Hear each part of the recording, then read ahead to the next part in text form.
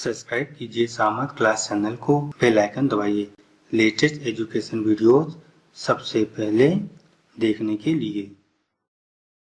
Hello everyone, welcome to Samarth class. आज जो मैं टॉपिक लेकर आया हूं वो है लेखांकन तथा लेखाकर्म की प्रथाएं।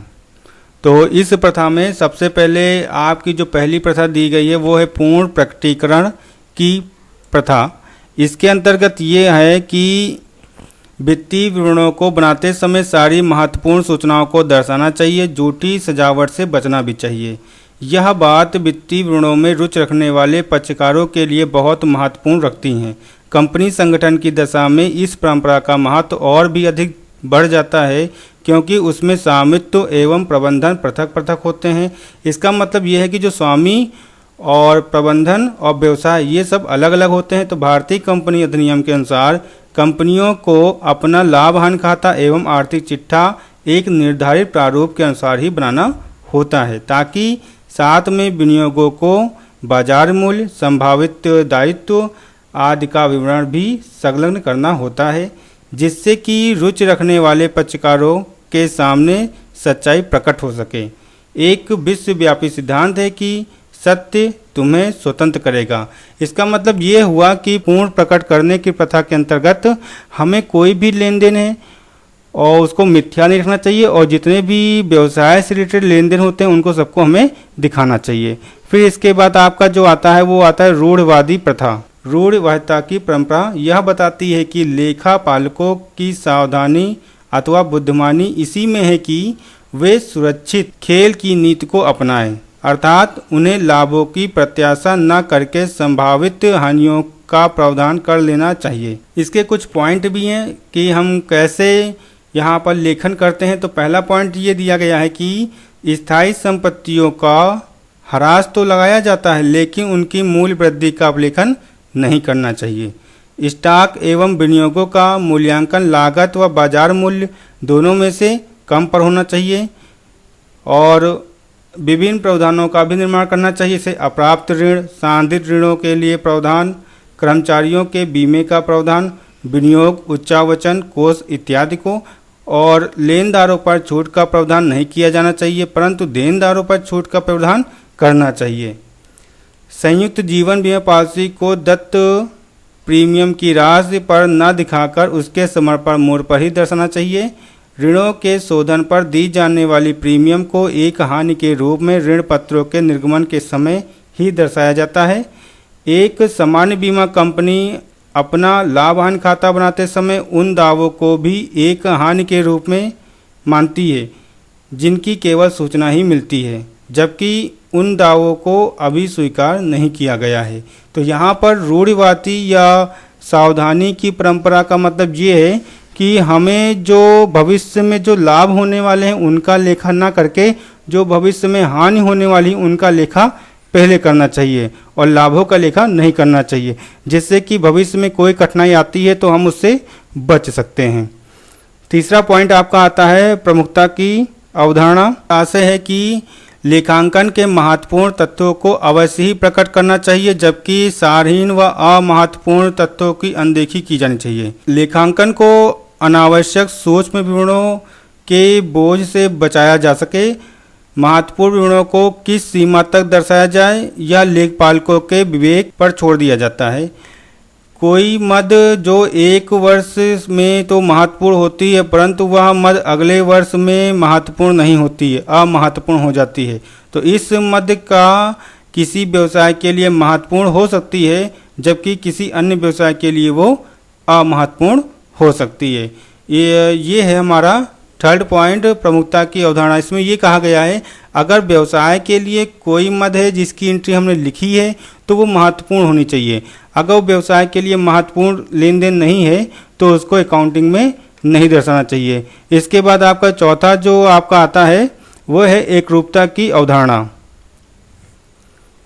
तो एकरूपता की अवधारणा से आशय ये है कि ये परंपरा बताती है कि लेखांकन में किसी पहलू के संबंध में कोई भी एक अभ्यास अपना लेने के बाद उसे उसी रूप में प्रतिवर्ष दोहराते रहना चाहिए और बिना किसी ठोस कारण के अभ्यास को बदलना नहीं चाहिए। समरूपता की परंपरा उस स्थिति में है और भी अधिक महत्वपूर्ण हो जाती है जब लेखांकन की वैकल्पिक विधियां समान रूप से स्वीकार की जाती हैं। उदाहरण के लिए जैसे कि ह्रास लगाने की अनेक विधियां हैं, लेकिन इस परंपरा के अनुसार यदि एक व्यवसाय में क्रमागत शेष पद्धति पर ह्रास लगाया जाता है तो प्रतिवर्ष क्रमागत शेष पद्धति पर ही ह्रास लगाना चाहिए। इस परंपरा के पीछे यह विचार है कि विभिन्न वैकल्पिक पद्धतियों को अपनाने में यदि बार बार परिवर्तन किया जाए तो व्यवसाय के आय विवरण में एवं आर्थिक स्थिति के विवरण में विश्वसनीयता कम हो जाती है। इसका मतलब ये कहा गया है कि अगर हमने कोई एक पद्धति अपना ली है तो वही पद्धति यहाँ पर अपनानी चाहिए, क्योंकि अगर हम दूसरी पद्धति अपनाते हैं और उसके बाद जो उसका निष्कर्ष निकल कर आता है और जो पहली पद्धति जो पहले हम अपना चुके हैं उसको छोड़ चुके हैं उससे जो निष्कर्ष निकल के आता है तो हम उसको तुलना नहीं कर सकते। इसीलिए यहाँ पे कहा गया है कि लेखांकन की जो पद्धति होनी चाहिए वो एक होनी चाहिए, जिस पे एक बार लेखांकन कर दिए फिर उसी रूप में ही लेखांकन करना चाहिए हमें। फिर आपका जो आता है वो आता है लेखांकन की अवधि प्रथा। एक व्यवसाय के जीवन काल में अनेक अध्यायों में विभाजित किया जा सकता है, जिसे व्यवसाय की अवधि कहते हैं। लेखांकन अवधि के आधार पर ही संस्था के अंतिम खाते तैयार किए जाते हैं। अधिकांश लेखांकन की अवधि 1 वर्ष की निर्धारित होती है और लेखांकन की अवधि प्रथा का विशेष महत्व है, क्योंकि एक निश्चित अवधि के लाभ पर ही सरकार व्यवसायिक संस्था से करों की वसूली करती है। ये आपका 5 पॉइंट है, मतलब कि 1 साल के बाद तो सरकार भी उस व्यवसाय से टैक्स लेना चाहती है। इसीलिए लेखांकन में ये कहा गया है कि व्यवसाय तो लगातार चलता रहता है हमारा, लेकिन एक निश्चित तिथि पर उस व्यवसाय का लाभ हानि की जानकारी हमें लेनी चाहिए। इसीलिए वहाँ पर कहा गया है कि एक अवधि होनी चाहिए जिस अवधि पर या एक निश्चित तिथि पर हम व्यवसाय की लाभ हानि की गणना कर सकें। फिर आपका छठा पॉइंट आता है शुद्धता की प्रथा। एक व्यवसायिक संस्था के लेखांकन के अंतर्गत जो वित्तीय सूचनाएं प्रदर्शित की जाती हैं उनमें शुद्धता का होना अति आवश्यक है। इस मामले में लेखापालकों को ध्यान में रखना चाहिए कि वे लेखांकन के माध्यम से जो भी सूचनाएं प्रस्तुत करें वे ऐसी होनी चाहिए जो लेखांकन की गरिमा को बनाए रखें। सत्य की हमेशा जीत होती है। लेखांकन की शुद्धता अवश्य होनी चाहिए।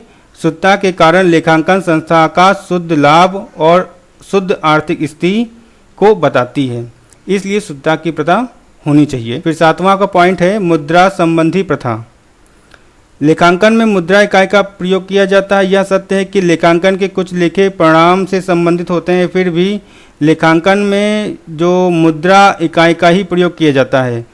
मुद्रा का मूल्यांकन मात्रात्मक होता है, किंतु राशि स्तंभ में मुद्रा की इकाई ही प्रदर्शित की जाती है। जिस व्यवहार में मुद्रा के लेखांकन नहीं किया जाता है उस व्यवसाय को लेखांकन में शामिल नहीं कर सकते। किसी ने सत्य ही कहा था कि मुद्रा की खोज न हुई होती तो लेखांकन का अस्तित्व भी खतरे में पड़ जाता। तो हम यहाँ पे कोई भी जैसे ट्रांजैक्शन करते हैं वो मुद्रा में करते हैं, और जिस चीज़ का हम ट्रांजैक्शन मुद्रा में नहीं कर सकते उसका लेखा भी हम नहीं कर सकते हैं। फिर आपका 8वां पॉइंट आता है ऐतिहासिक लेखा प्रथा। लेखांकन के उन सौदों का लेखा किया जाता है जो हो चुके हों। भविष्य में होने वाले सौदों का लेखा नहीं करना चाहिए। लेखांकन एक ऐतिहासिक लेखा प्रथा है। लेखापालक द्वारा व्यवसाय की कार्यक्षमता जानने के लिए विवरण पत्र ऐतिहासिक लेखे के आधार पर ही तैयार किए जाते हैं। तो यहाँ पे ये कहा गया है कि लेखांकन में जो वर्तमान में लेन देन हुए हैं या लेन देन हो चुके हैं उनके ही लेखे करने चाहिए, लेकिन जो भविष्य में कभी हम लेंगे या किसी को देंगे उसका लेखा यहाँ पर नहीं करना चाहिए, क्योंकि वो भविष्य की बात है और भविष्य की बातों को लेखाकर में नहीं दिखाया जाता है। फिर आपका 9वां पॉइंट है लेखांकन समीकरण प्रथा। तो यहाँ पर जो समीकरण बनते हैं वो बैलेंस शीट से ही बन सकते हैं, और जैसे कि है संपत्ति इक्वल टू दायित्व प्लस लाभ प्लस पूंजी, और इसी को जो हम दूसरी तरह से कह सकते हैं पूंजी इक्वल टू संपत्ति माइनस दायित्व, और तीसरी तरह हम ये कह सकते हैं दायित्व इक्वल टू संपत्ति माइनस पूंजी, और चौथी तरह हम ये कह सकते हैं दायित्व प्लस लाभ इक्वल टू पूंजी प्लस हानियाँ। ये लेखांकन की समीकरण की प्रथा है। और फिर आपका 10वां पॉइंट आता है व्यवसाय की निरंतरता की प्रथा। जब कोई भी व्यवसाय शुरू किया जाता है तो यह मान लिया जाता है कि व्यवसाय हमेशा चलता रहेगा और कभी बंद नहीं होगा, क्योंकि व्यवसाय की वास्तविक आर्थिक स्थिति की जानकारी व्यवसाय की पूर्णतया बंद होने पर ही की जा सकती है।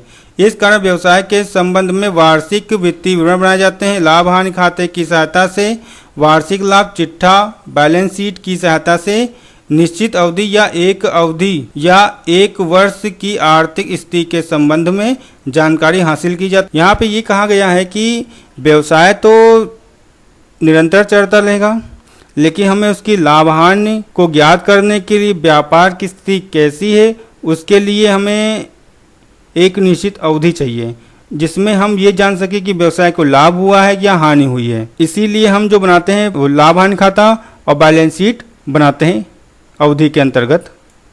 और आपका 11 पॉइंट आता है कानून की मान्य प्रथा।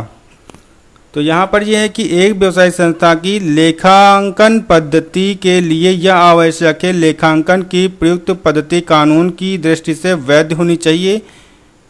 लेखांकन के समय कानूनी मान्यताओं को प्रायः ध्यान में रखना चाहिए।